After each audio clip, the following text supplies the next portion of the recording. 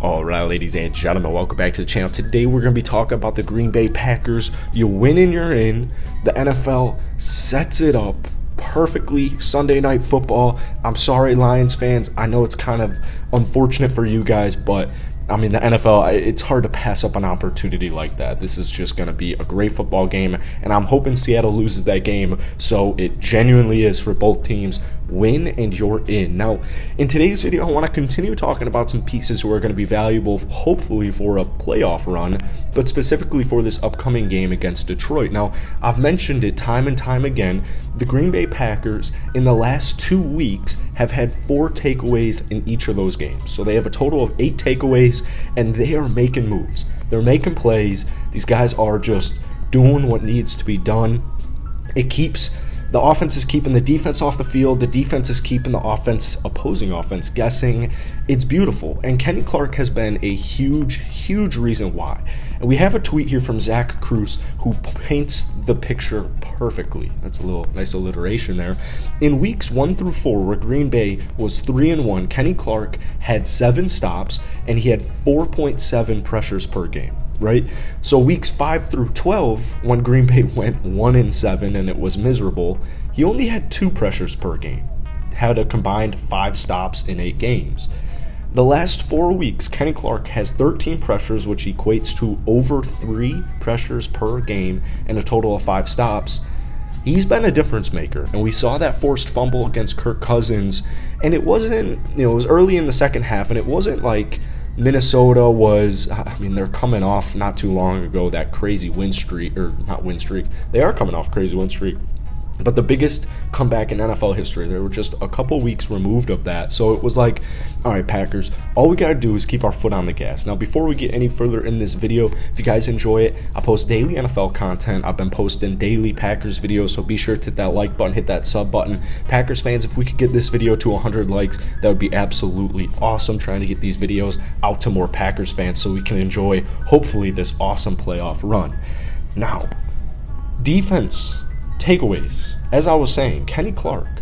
Minnesota was essentially just driving down the field, and we still had a nice fat lead. But like I said, all we gotta do is keep our foot on the gas.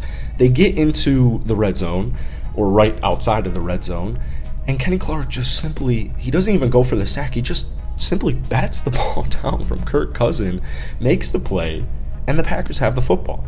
And it's stuff like that, we saw Jaire Alexander just absolutely lock up Justin Jefferson. He only had 1 catch, which is the lowest in his very successful early career.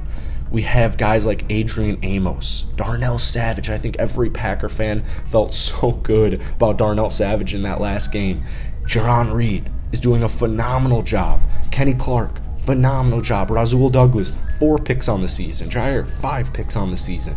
These guys are making plays and they're forcing turnovers, and it's going to be the difference maker against Detroit. I've said it time and time again, and I know a lot of Packers fans feel the same way. It's crazy, but defense is going to win this game. And it's wild because every news station they're like giving the Packers credit for turning around their season, being 4-8, but at the same time, they're saying Aaron Rodgers hasn't had a game over 300 passing yards since blah, blah, blah. And it's just kind of crazy because it's like, yeah, there are other ways to win in this league. And special teams, for the first time in what feels like forever. I can't even remember the last time the Packers had an explosive player like Keyshawn Nixon. I genuinely can't remember the last time. It's crazy to think we started Amari Rodgers to start off the season. It was never working, and it was disastrous. So they're giving Rodgers credit for coming back, but they're not giving him due diligence. They're not giving him the due respect he deserves.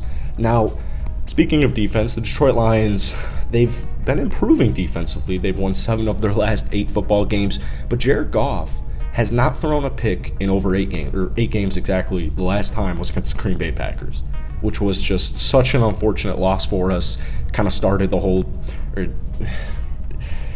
I don't want to say the downfall, but it just was, after that Lions game, nothing was pretty. We were injured, we were banged up, things were just going downhill very quickly. Now, Dan Campbell's putting a heavy priority on field conditions. He said this quote earlier today, oh yeah, Oh yes, that's been a big deal on whether field conditions at Lambeau have been a big focus. Campbell opened team meetings this week with videos of guys slipping all over Lambeau Field. Now, I've been a Packers fan my entire life.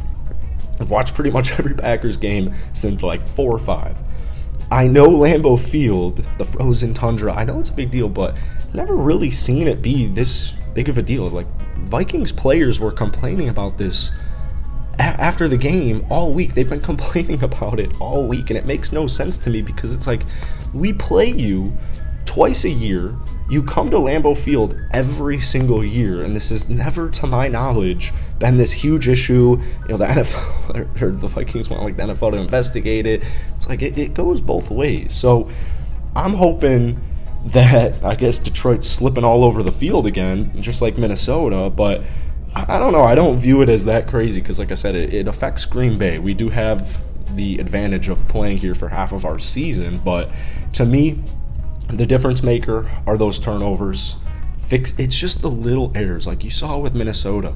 They had so many, and I know their offensive line just continuously went down as the game progressed, but keep in mind, man, we started the game off, and the Vikings blocked our punt, and our defense made a stop on 1st and goal. They got 3 huge stops inside the 10-yard line. That is beautiful. Most people would, or I guess most teams would, a lot of teams wouldn't be able to come back from that and get that critical stop to change the momentum of the game.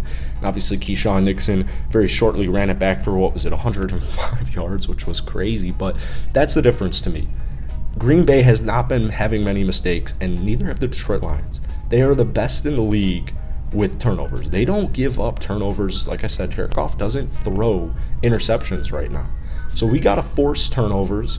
Our defense has to get stops. The offense has to continue to run the ball. We've done a great job in the last several weeks, these past 4 weeks specifically, of running the football. Like I said earlier, there's other ways to win the games. Packers fans, we know that. Our running backs have a combined 1,800 yards on the season. Aaron Jones has another 1,000-yard season. A.J. Dillon, 750 yards. Aaron Jones is averaging 5.3 yards per rush. A.J. Dillon is averaging 4.2 yards per rush. So don't make small little errors because they're going to build up. Force Detroit to make those small little errors. Hopefully, Keyshawn Nixon can give us a little bit of magic. It doesn't have to be a 105-yard run back.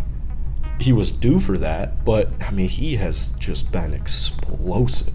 He leads the league in the entire NFL with kick return yards over 30 yards. I mean, the guy's been an absolute menace. So it's simple. Just play a clean game. Let Detroit make those turnovers and just do your thing. Do what you've done the last 4 weeks. That's it for today. Hopefully you guys enjoyed. Be sure to hit that like button, hit that sub up for more Packers content, and I'll see you guys later.